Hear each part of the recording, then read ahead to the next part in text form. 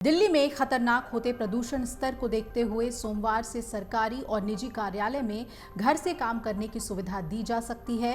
Delhi NCR के ज्यादातर इलाकों में पिछले कुछ दिनों से प्रदूषण का स्तर गंभीर श्रेणी में लगातार बना हुआ है और इसे देखते हुए रविवार को ग्रैप के चरण 4 को लागू कर दिया गया है। इसके तहत कार्य योजना रविवार से पूरे एनसीआर में तत्काल प्रभाव से लागू हो गई है। इसे लेकर सोमवार को दिल्ली सरकार ने सुबह उच्च स्तरीय बैठक बुलाई और इस बैठक में आधे कर्मचारियों को घर से काम करने की अनुमति दी जा सकती है।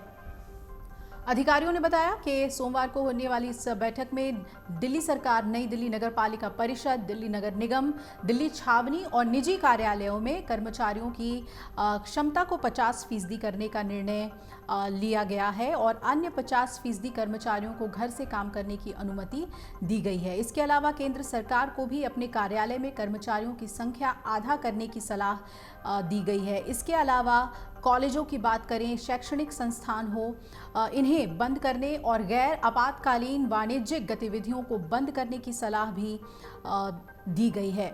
तो इस तरीके से कोशिश है कि इस प्रदूषण में लोग कम निकलें। सड़कों पर वाहनों की संख्या को कम करने के लिए भी एक बार फिर ऑड इवन नियम लागू किया जा सकता है और इसके तहत दिन के आधार पर सम या विषम नंबर की गाड़ी चलेगी। इस फैसले के बाद सड़कों पर 4 पहिया वाहनों की संख्या आधी रह जाएगी और इसके अलावा स्थानीय प्रदूषण कारणों को कम करने के लिए कई अन्य सख्त फैसले लिए जा सकते हैं। इससे पहले भी ऑड इवन कई बार लागू किया गया है, खासतौर पे इस मौसम में। दिल्ली में प्रदूषण के स्तर को कम करने के लिए डीजल के ट्रकों के प्रवेश को भी बंद किया जाएगा।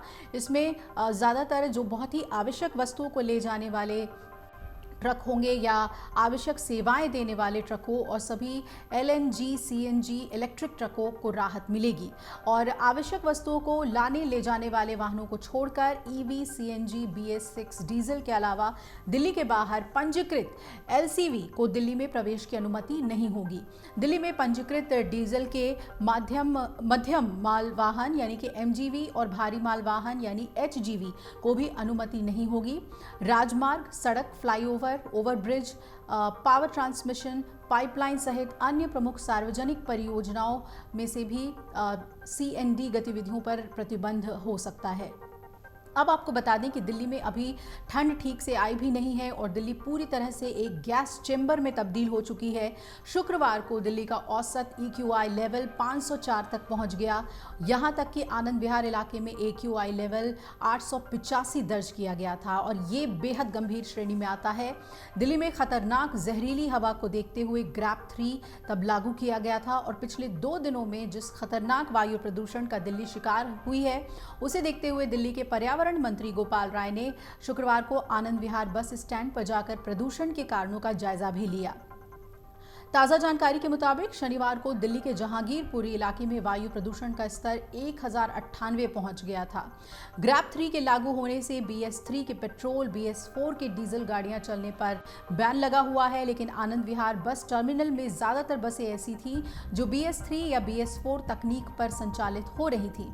गोपाल राय ने आनंद विहार बस टर्मिनल में संबंधित लोगों को जमकर वहां फटकार लगाई और उनका कहना है कि उत्तर प्रदेश से ये गाड़ियां दिल्ली आ रही हैं, जबकि दिल्ली में CNG और इलेक्ट्रिक गाड़ियां ही चल सकती हैं। तो अब देखना है कि सरकार ने जो बैठक में फैसले लिए हैं, खासतौर पर वर्क फ्रॉम होम और ऑड इवन गाड़ियों के सड़कों पर चलने को लेकर, उससे जो इस वक्त प्रदूषण का स्तर है वो कम होता है या नहीं होता है। लेकिन सरकार अपनी ओर से कदम उठा रही है इस खतरनाक मौसम को देखते हुए, जहरीली हवा को देखते हुए।